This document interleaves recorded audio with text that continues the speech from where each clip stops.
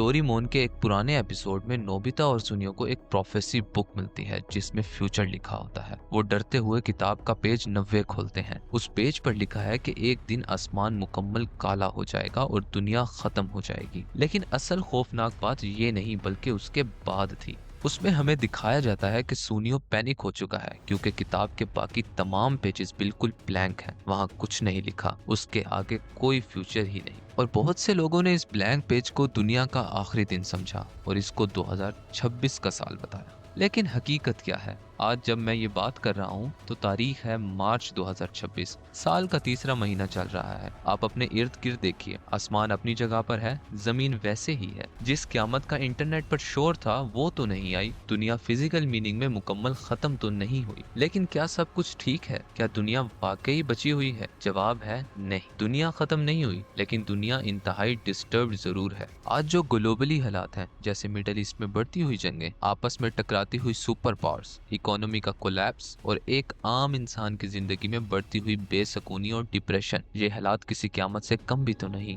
Two teenage boys have been killed by their mum and dad, who then took their own lives. 12 people have been killed in a suicide bombing in the Pakistani capital Islamabad. Adeel Akbar ने खुदकुशी कर ली।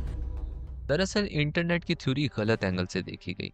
I've been reliably informed that the astrologers are saying that the end of the world is coming next Monday. 2026 दुनिया के खत्म होने का साल नहीं है, ये उस दुनिया के खत्म होने का साल है जिसे हम जानते थे। ये एंड नहीं, ये एक नए और खौफनाक इरा की शुरुआत है। और इसी तरह एक वेस्टर्न पॉप कल्चर में द सिम्पसन्स मशहूर है, वो शो जो 1999 से चल रहा है, जिसकी 800 से ज्यादा एपिसोड्स हैं और ये अपनी प्रेडिक्शंस की वजह से वायरल होता जा रहा है। अब पहले मैं एक इम्पोर्टेंट बात क्लियर करता हूँ। द सिम्पसन्स के राइटर ने कहा है ये प्रेडिक्शंस नहीं है, ये एजुकेटेड गेसेस हैं। We're actually amateur futurologists. What I would say about our predictions is, again, we're making educated guesses about the future. जब आप 35 सालों तक हर सोशल, पॉलिटिकल और टेक्नोलॉजिकल ट्रेंड पर कमेंट करते रहो तो कुछ चीजें मैच करेंगी। ये स्टैटिस्टिक्स है, मैजिक नहीं है। लेकिन फिर भी 2026 के एरा में कुछ एपिसोड्स बहुत रेलिवेंट हैं। सीजन 23 का दैम रोबोट एपिसोड, जिसमें एआई रोबोट्स लोगों की जॉब्स ले लेते हैं। 2012 में ये सिर्फ एक साइंस फिक्शन जोक था, मगर 2026 में अमेरिका की सेनेट कमेटी रिपोर्ट कहती है कि